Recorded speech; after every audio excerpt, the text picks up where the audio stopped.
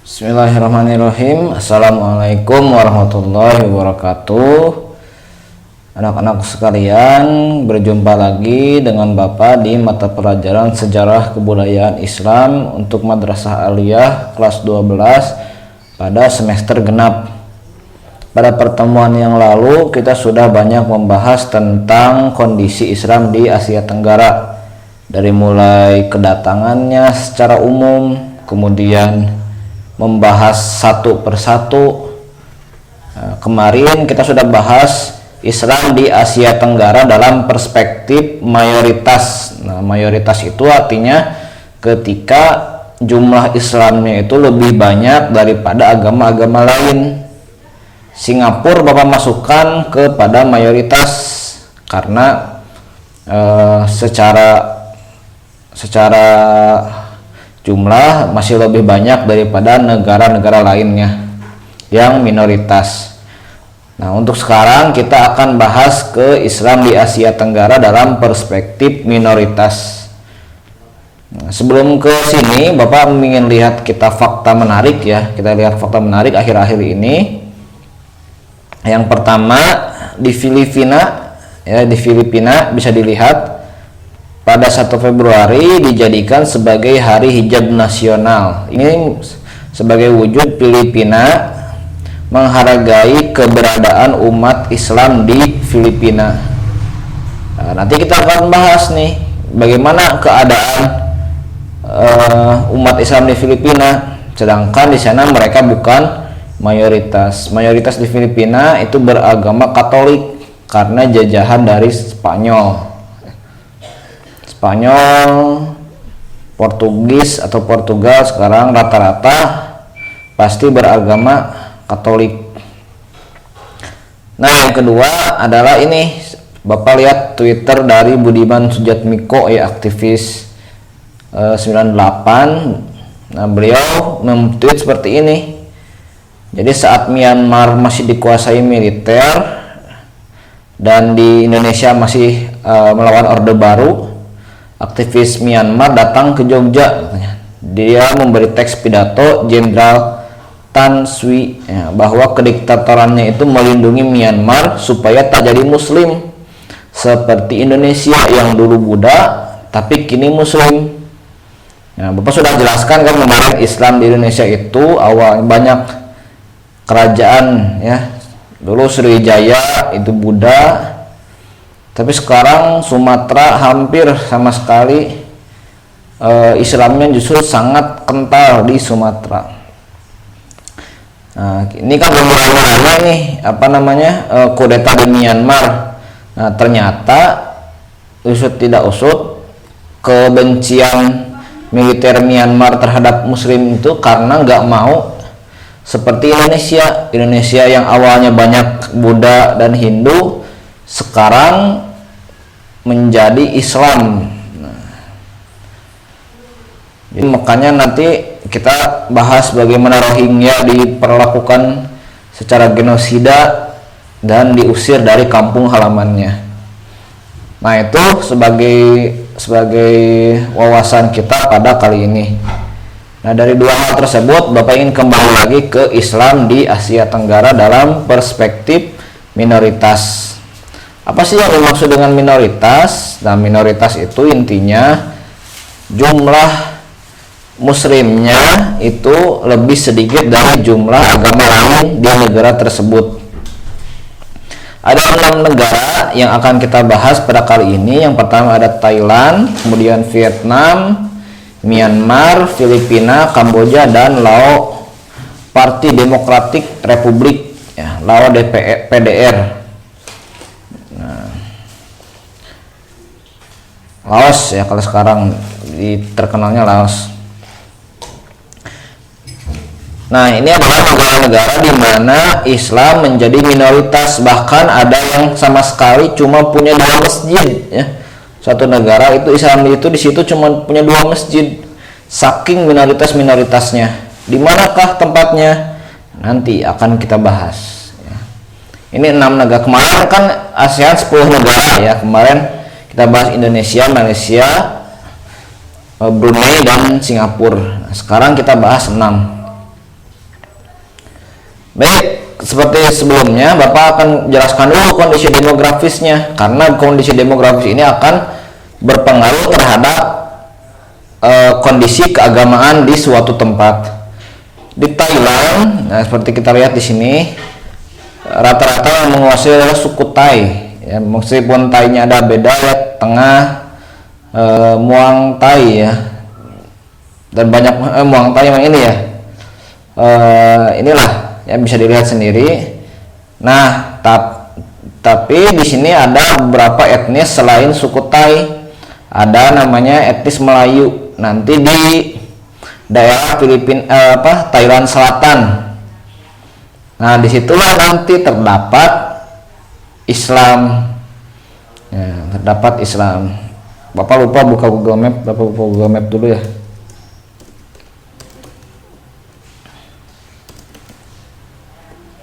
Oke. Nah, disitulah terdapat Islam. Kemudian Vietnam. Nah, Vietnam itu suku Vietnam atau suku Qing ya. Nah, di sini juga hampir jarang sekali nama suku Islam. Nah, nanti ada sebenarnya di sini ada suku Cham ya. Cham, etnis Champa. Mungkin maksudnya di sini ya, 53%-nya di sini.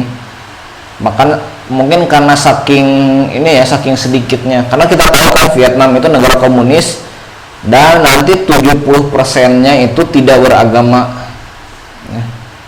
Karena negara komunis ini agak kejam ya terhadap agama-agama termasuk Islam.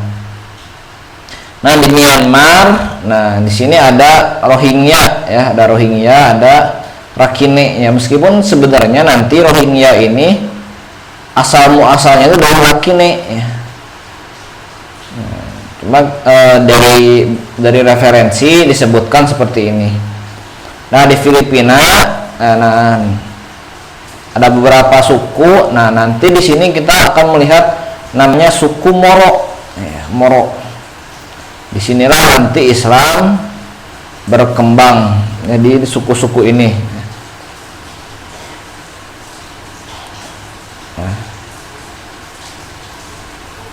Kemudian di Kamboja ya ada suku Cham ya, Islam Champa. Nah, nanti kita bisa lihat Champa ya. Jadi daerah ini ada suku yang beragama Islam, diantaranya adalah suku dari Champa. Nah, di sini sebagiannya adalah suku Cham ya, karena Champa ini justru pusatnya adalah Vietnam Selatan.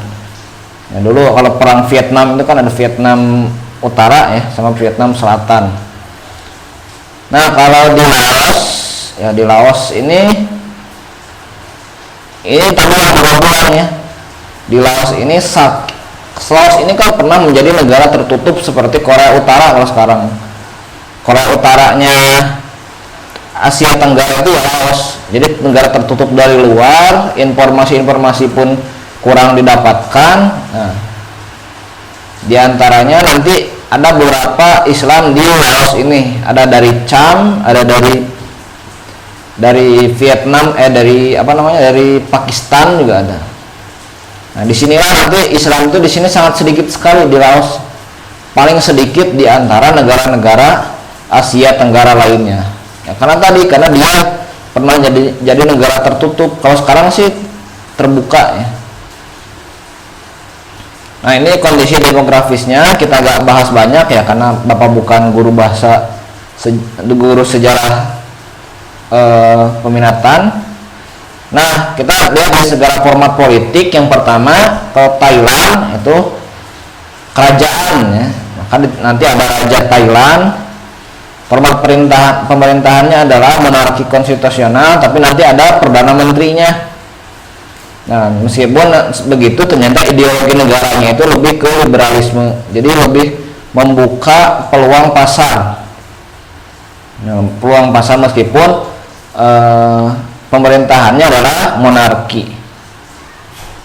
Kalau Vietnam itu ke sosialis ya, sosialis Leninis ya, ada Marxis Leninis. Ini ikut ke Uni Soviet. Ya, kalau kita belajar sejarah Uni Soviet itu pasti kenal namanya Lenin, Stalin. Nah, yang dianut adalah ideologinya komunisme. Nah, jadi Vietnam ini komunis, maka nanti mayoritas di Vietnam itu tidak beragama, bahkan sampai 70%. Ya, jadi komunisme. Perang Vietnam nanti kan berbahas. Vietnam ini adalah salah satu hasil dari perang dingin, ketika Vietnam Utara dikuasai oleh komunis, Vietnam Selatan dikuasai oleh Amerika. Nah, meskipun nanti Vietnam Selatan kalah. Nah, selanjutnya adalah Myanmar. Nah, Myanmar itu lebih ke republik ya, meskipun republik ternyata dia militer di sana sangat kuat ya, dan ideologinya adalah sosialisme. Nah, jadi kemarin makanya sebenarnya Myanmar itu baru dapil pilpres lah kalau kita itu ya 2010, karena dulu mah murni dikuasai oleh militer, sekarang udah dikuasai militer lagi. Nah, kemudian Republik Filipina ya, Filipina ini hampir sama dengan Indonesia, cuma nanti beda di ideologi saja mungkin ya. Jadi Republik Filipina dan memakai sistem presidensial. Jadi kepala negara itu sekaligus kepala pemerintahan. Kan sekarang presiden itu namanya tuh Duterte ya. Duterte itu sebagai kepala pemerintahan juga kepala negara, karena pakai konstitusi presidensial seperti di Indonesia. Pak Jokowi itu adalah presiden sekali menjabat sebagai kepala negara dan kepala pemerintahan. Jadi posisi presiden itu kepala negara dan kepala pemerintahan. Nah, mungkin ideologinya kalau kita punya Pancasila di Filipina itu lebih ke liberalisme.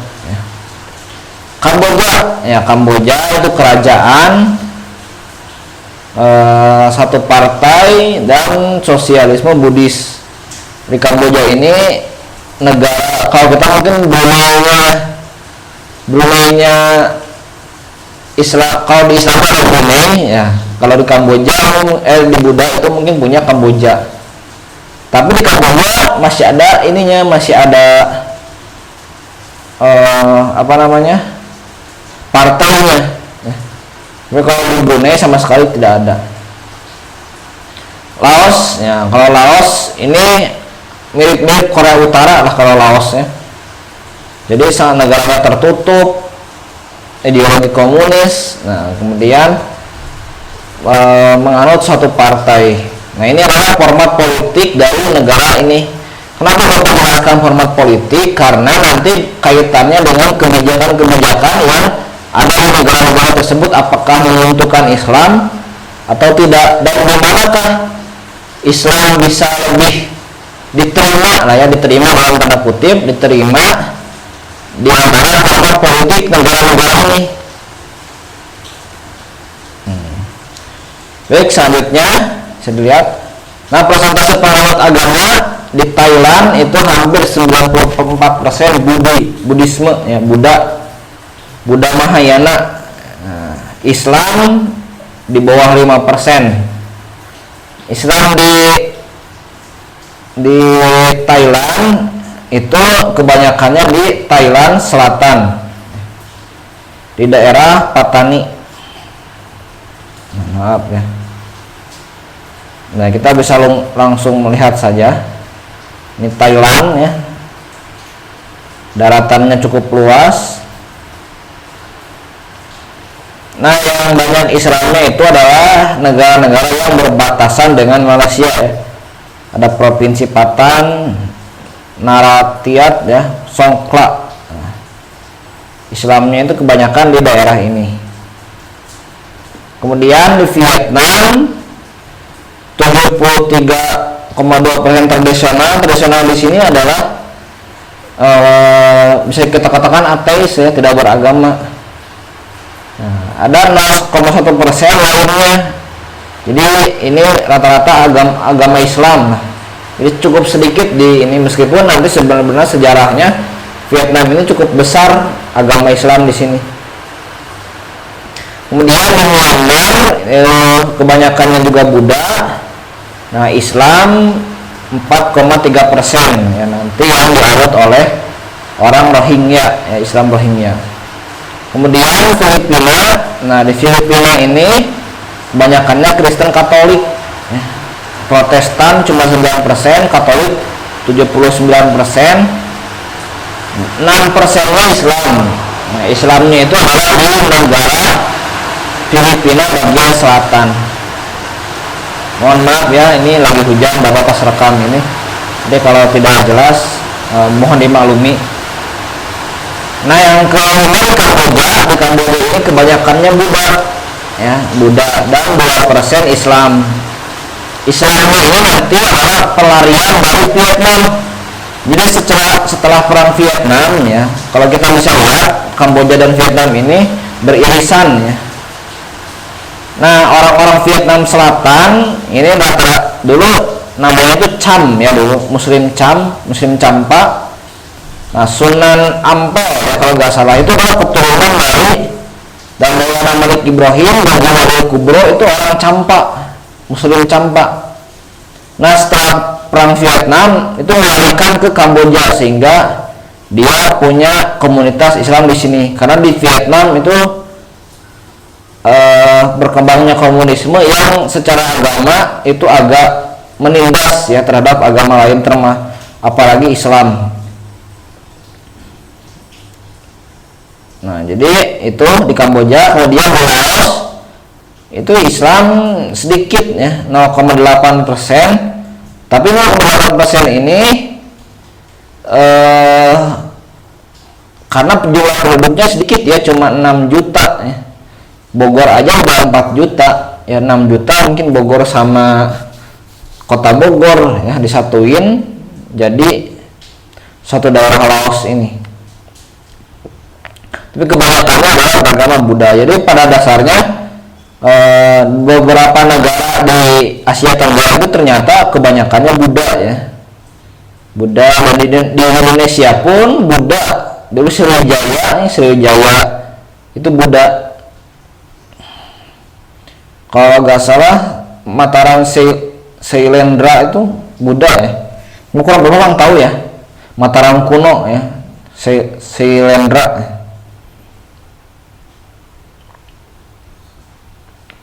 Nah, itu adalah persentase penganut agama. Sejarah atau sebenarnya Islam di beberapa negara yang tadi Bapak sebutkan. Di Thailand ini bisa disebutkan, bisa dikatakan masuknya Islam ini hampir sama dengan Asia Tenggara pada umumnya, yaitu melalui Sumatera dan Malaysia Barat. Nah, sering Bapak contohkan berulang-ulang di sini ya. Nah, ketika orang Arab mau dagang ke Cina itu pasti kan lewat Selat Malaka ya. Dari Teluk Aden sini ada yang dari Thailand, dari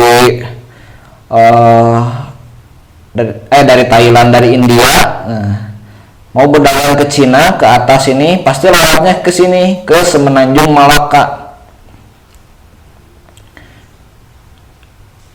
Akhirnya daerah sini banyakkan Islam dan menyebar ke sebagian provinsi di Thailand. Nah, sebagian provinsi di Thailand di sini. Ini perbatasan ya, perbatasan Thailand dengan Malaysia.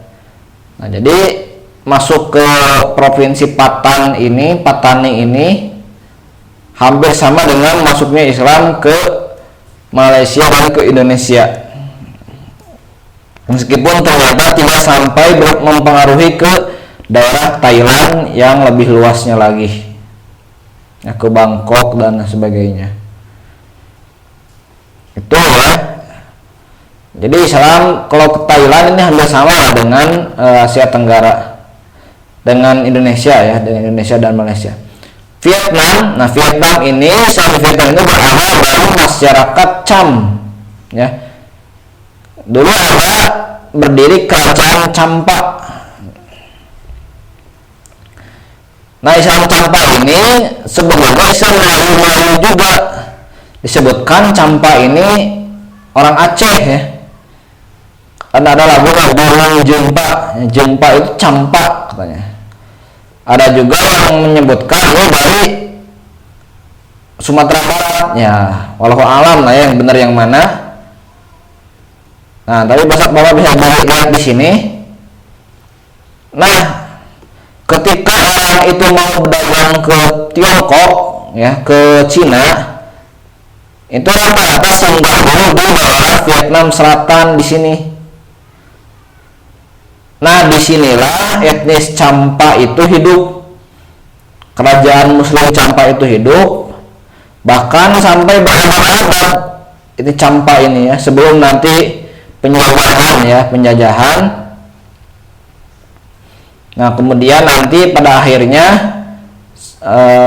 tersingkir ketika nanti komunisme di Vietnam ini merajalela.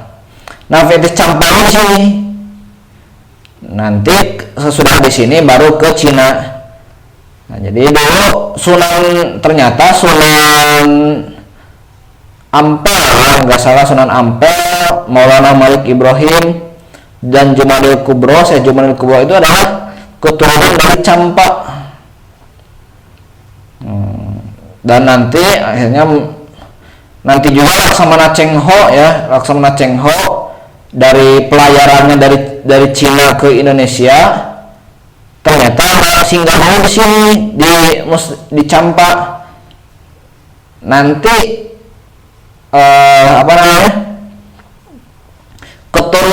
keturunan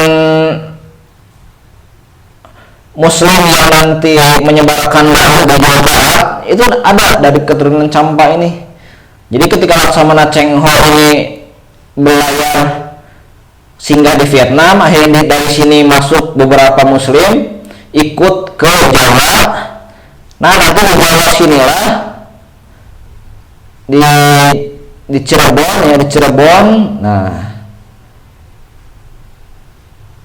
di Cirebon nanti diturunin dan nanti akhirnya berinteraksi dengan Pajajaran, kerajaan Pajajaran, dan akhirnya nanti masuk Islam ya, banyak masuk Islam akibat dari penyebaran tersebut. Coba nanti kita bahas di video selanjutnya. Itu adalah Campa ya. Kalau Myanmar itu bisa dikatakan pada tahun 1005 ya, pada pedagang Arab. Jadi ada juga yang dagang itu ini ya, nggak lewat sini, nggak lewat ke Thailand langsung, tapi berhenti di sini langsung ke Myanmar ya, dari sini. Nah, langsung ke Myanmar, di sini berdagangnya di sini. Nanti mungkin ada ke Tiongkok, ada yang ke dulu India ya, Bangladesh itu kan dulu India sebelum pecah dari Pakistan juga sebelum pecah dari India ya. Lalu bagaimana Hindia ini dulu ya, ketika Hindia dikuasai oleh Inggris. Nah, kemudian orang Hindia ini banyak berpindah ke Bangladesh ya, Nah, ternyata di Bangladesh tidak banyak konflik, kayaknya pindah ke Myanmar. Nah, pindah ke Myanmar.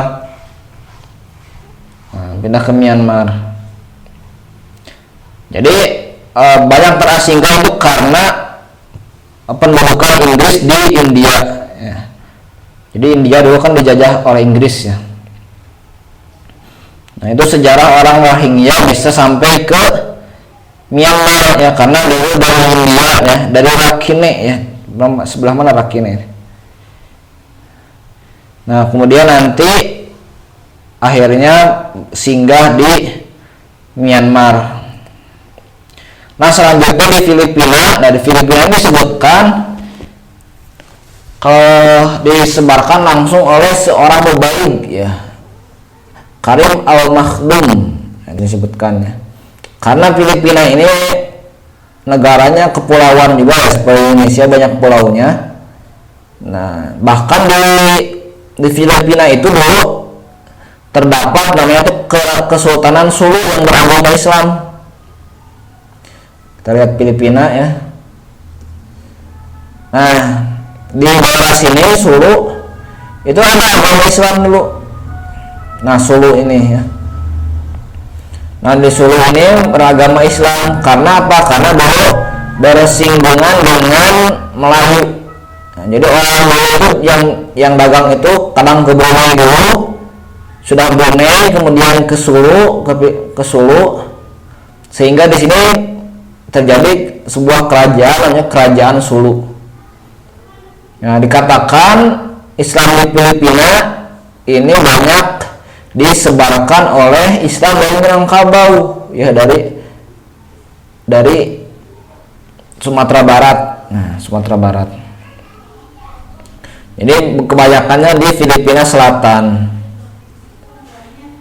Nah, itu adalah sejarah Islam di Filipina. Nah, kalau Kamboja seperti yang Dewa bilang, sebagian besar itu ada etnis Cham ya. Jadi menjelang keruntuhan Champa, jadi banyak yang dari Vietnam ini kemudian bermigrasi ke Kamboja. Etnis Champa di Vietnam ini bermigrasi ke Kamboja, sehingga di sini muncullah komunitas Muslim.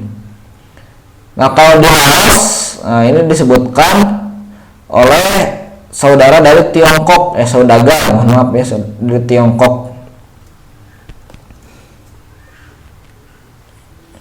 Nah, kemudian membuat kelompok kecil Muslim di Laos. Nah, itu ya Laos ya, karena Laos kan bersinggungan langsung ya dengan Cina di bagian utara. Nah, jadi banyak juga diinikan oleh Laos. Nah, itu adalah sejarah tersebarnya Islam di 6 negara tersebut. Ya, ada yang seperti Indonesia, di Thailand ini ada yang lewat kerajaan Champa. Champa ini berpengaruh ke 3 negara kalau nggak salah ya, Vietnam, Kamboja, Laos. Nah, nanti ada yang Minangkabau dan Myanmar itu dari India ya.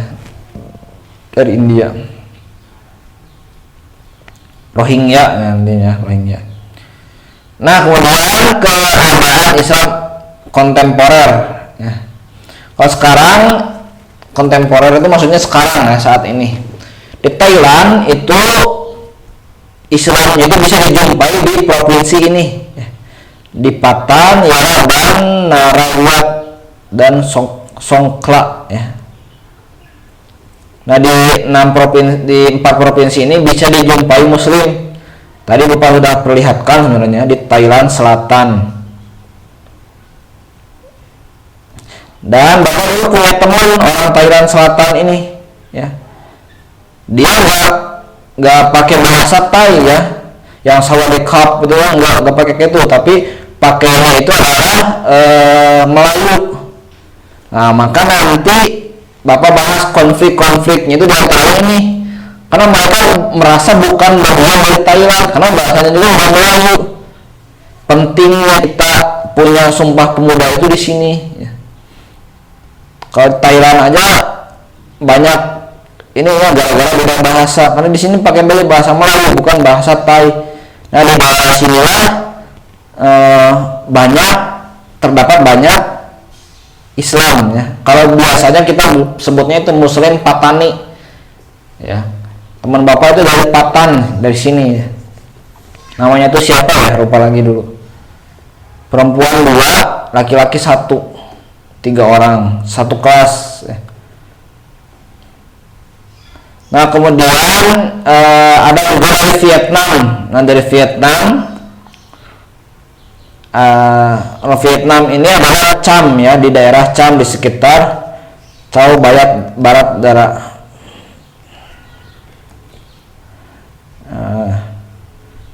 Jadi di kalangan Muslim Champa ya, ada juga Melayu.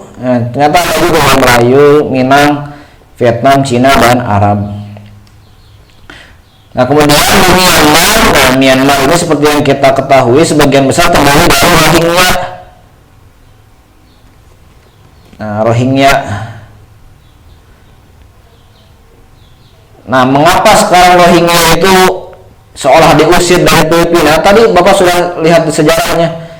Jadi Rohingya ini secara sejarah memang bukan orang asli dari Myanmar. Dia itu orang yang bermigrasi dari Bangladesh, ya, dari daerah Bangladesh kemudian pindah ke Myanmar karena dulu dijajah oleh Inggris. Di Myanmar juga akhirnya tidak diakui, ya karena tadi ketakutan orang Myanmar nanti Myanmar dari negara dari banyak Islamnya seperti Indonesia, maka diusirlah. Ya ada yang ke Aceh, ya kemarin ada yang ke Aceh, ya ada yang ke mana-mana. Ya beruntunglah kita di Indonesia, beruntungnya mayoritas itu kayak gitu, yang kita nggak banyak ditekan, maka kita harus pertahankan posisi sebagai mayoritas. Nah kalau di Filipina itu kebanyakannya itu di daerah suku-suku di Filipina Selatan. Nah di Filipina Selatan, Mindanao, ya. Tadi sudah Bapak perlihatkan daerah Mindanao. Di daerah Mindanao, nah di daerah sini ya, itu banyak terdiri masyarakat Muslim, dan sampai sekarang di Filipina itu masih konflik, ya. Orang Mindanao ini ingin melepaskan dari Filipina. Nah, dulu Bapak pernah ikut seminar internasional menamaikan ada Bangsamoro namanya itu ya, MILF, dengan pemerintahan dari Filipina yang difasilitasi oleh Ormas Islam Muhammadiyah, ya. Jadi ada konflik ya MILF dengan Filipina. Bangsamoro ini yang mayoritas beragama Islam ingin memisahkan diri dari Filipina. Kemudian di Kamboja itu banyak yang etnis Cham, ya, Champa. Seperti yang Bapak sebutkan, di Kamboja ini karena tadi bersinggungan dengan Vietnam, banyak orang Vietnam yang pindah ke Kamboja ketika kerajaan Champa kalah dalam pendudukan komunisme di sana, akhirnya membentuk komunitas Muslim di Kamboja. Laos juga ternyata ada Cham, ya, ada Tamil dari India, ada dari Pakistan. Bapak sebenarnya pengen ya kalau kalian punya rezeki sedikit itu jalan-jalan ke Asia Tenggara, karena agak corona. Bahkan ya youtuber itu kan nyebutin 2 juta bisa buat balik nih ke Myanmar. Ada yang 2 juta bisa buat balik dengan visa ini ya, visa kunjungan. Kita lihatlah istilahnya dari di sana itu gimana sih orang Islam di sana, ya sambil melihat pemandangannya tentu. Nah, karena tadi Bapak sebutkan mereka itu hidup di minoritas, nah, maka ketika kita menjadi minoritas, rata-rata itu punya konflik dengan mayoritas. Di Thailand itu pernah terjadi pemberontakan ya oleh Patani. Karena apa? Karena merasa dia memperbawakan kebijakan yang tak adil, dan mereka juga tidak memakai bahasa Thai tapi bahasa Melayu. Mereka merasa berbeda dari negara mayoritas. Maka pentingnya kita menjadi minoritas itu ya bukan berarti kita harus menjadi minoritas enggak, atau menjadi minoritas enggak, tapi justru kita bisa beribadah secara aman dan mengayomi minoritas di negara kita. Jangan sampai karena negara Islam ini Islamnya kita kita balas dendam sama umat yang di sini, nggak boleh. Ya. Nah, di sini adalah terutama sejak komunisme diterapkan. Nah, maka tadi Bapak jelaskan dulu apa format politiknya apa. Di negara ini Islam itu hampir sulit berkembang di negara yang punya prinsip komunis sosialis itu sulit karena kehadiran negara itu sangat kuat di sana ya, bahkan dengan ideologi ateisme seperti Vietnam itu sangat menindas ya umat Islam di negara tersebut. Jadi pelarangan kuburan muslim ya, jadi gak boleh, harus dibakar ya, di apa namanya tuh dibuat abu tuh namanya itulah ya, nanti kalau ingat Bapak sebutin ya. Nah kemudian Myanmar ini sudah terkenal ya, itu adalah pengusiran terhadap etnis Rohingya, bahkan dikatakan termasuk genosida. Genosida itu apa? Pembantaian. Nah kalau kita tuh genosida tuh ya, pembantaian etnis. Nah bahkan pengusiran ya, sekarang kan belum jelas nih Rohingya ini sampai sekarang. Di Aceh itu masih ada. Kemudian Filipina ya, di Filipina ini dulu pernah konflik ya, sampai sekarang ya, itu adalah pemerintahan Pina dan Moro ya. Nanti kita bahas Islam bangsa Moro ya. Jadi sampai sekarang itu masih konflik, tapi mereka juga pernah konflik dulu. ISIS itu pernah membuat ini ya, buat kekuasaan di Asia Tenggara yang dipusatkan di di Filipina, maaf ya. Jadi yang buat ISIS cabang Asia Tenggara itu di sini, Marawi ya, di Marawi. Meskipun pada akhirnya bisa dikalahkan oleh pemerintahan Filipina. Kemudian Kamboja pernah membantai etnis Cham. Tadi ya seperti Bapak bilang, orang Champa ini ke Kamboja, kemudian ternyata mereka pernah dibantai. Khmer Merah. Ya. Jadi kalau ada yang belajar kuliah sejarah atau apa, mau pengen sih kalian mendalami konflik-konflik seperti ini. Nah, Laos itu pernah menjadi negara tertutup seperti kalau sekarang itu Korea Utara lah ya. Nah, karena ini di bawah rejim komunisme ya, Nah, ini adalah konflik di negara minoritas Muslim. Nah, apa yang bisa kita pelajari nanti kita akan bahas di akhir ya. Tapi kita bisa membayangkan lah ya, bagaimana kalau kita posisi minoritas, itu banyak sekali tantangan yang harus kita hadapi. Maka kita harus mensyukuri keadaan Islam di Indonesia adalah mayoritas. Nah, nanti sekarang Bapak akan jelaskan beberapa istilah ya, atau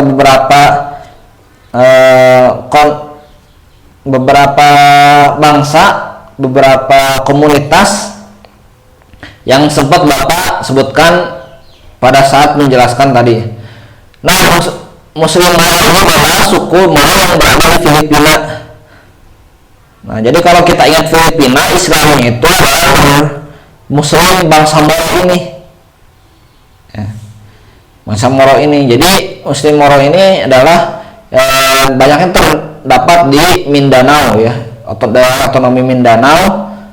Nah, sekarang itu sedang konflik ya, MILF dengan pemerintahan Filipina. Nah, jadi kalau bangsa Moro ini ingatlah, ketika kita ini Filipina, kita bisa mention namanya itu Muslim Moro ini. Kemudian yang kedua adalah Muslim Patani. Nah, Muslim Patani ini adalah Muslim yang dulu di kerajaan Patani Raya. Nah, Patani Raya di Thailand Selatan. Ya. Bahkan disebut juga Patani itu katanya berasal dari bahasa Arab ya. Fatonah ya, Fatonah, atau mungkin karena orang Sunda ini ya, Fatane jadi P ya, Patani ya. Nah jadi di sinilah kalau kita lihat Thailand itu ingatnya Muslim Patani. Nah jadi itunya itu aja lah, apa namanya, gampangnya seperti itu. Kalau lebih lengkapnya kalian bisa baca sendiri di sini. Kemudian yang selanjutnya adalah Muslim Champa. Nah, tadi Bapak sudah sempat mention, Champa ini adalah kerajaan yang ada di Vietnam Selatan sebelum nanti runtuh. Nah, di sini juga disebutkan ya, bahwa dari Champa ini juga banyak wali yang nanti orang Indonesia. Nah, jadi Syekh Junaidi Kubro, kemudian nanti Maulana Malik Ibrahim dan Sunan Ampel. Bahkan Sunan Ampel ini lahirnya itu di sana, di Champa ini, daerah Vietnam Selatan ini. Kalau Syekh Junaidi dan Maulana Malik Ibrahim itu keturunannya sini ya. Lebih lengkapnya nanti banyak ya dibahas. Tapi menurut beberapa referensi seperti itu, jadi beberapa wali songo yang ada di Indonesia ternyata justru punya ikatan dengan Muslim Champa ini ya. Kemudian yang terakhir adalah Muslim Rohingya. Ini seperti Bapak sebutkan, jadi Rohingya ini pindahan dari India. Kalau sekarang itu daerahnya Bangladesh, disebutkan dari Rakhine ya.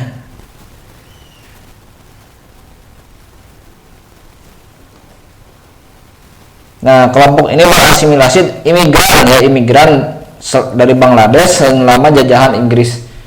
Sampai sekarang Bangladesh Islam ya. Kalau cukup waktunya nanti Bapak juga di silabusnya akan membahas Islam di Asia Tengah. Ya, Asia Tengah itu yang Kazakhstan, stan gitu. Sama nanti di India sebagian, Pakistan dan Bangladesh. Mudah-mudahan masih ada waktunya nanti. Nah, selanjutnya adalah hikmahnya apa? Nanti kita sudah belajar banget nih tentang perjalanan Muslim minoritas di Asia Tenggara. Apa sih yang kita bisa pelajari dari hal ini? Nah, yang pertama adalah kita bersyukur nih di Indonesia ini mayoritas. Karena kita mayoritas, kita bisa melaksanakan agama itu sebaik-baiknya. Kita nggak pernah dilarang sholat di sini. Ya, dilarang sholat di Indonesia itu meskipun sebelum apapun pemerintah di Indonesia itu nggak pernah dilarang sholat. Maka kalian dengan keadaan Indonesia seperti ini harus bersyukur. Ya, meskipun kadang kebijakannya agak kurang memihak kepada umat Islam, tapi minimal kita dengan posisi mayoritas, nah kita nggak sampai dilarang seperti atau dibunuh ya, ancaman dibunuh nggak pernah. Nah, yang kedua adalah Muslim dan Muslim yang lain adalah saudara. Jadi kita harus mendukung minoritas Muslim di daerah lain. Tapi ya, kita punya saudara di Rohingya yang sampai sekarang itu masih dijajah ya, masih diusir. Rohingya ini. Kita punya teman di Patani. Kenapa Bapak bisa punya teman dari Thailand Patani? Karena ada program dari pemerintah Indonesia yang bekerja sama dengan Ormas Muhammadiyah. Itu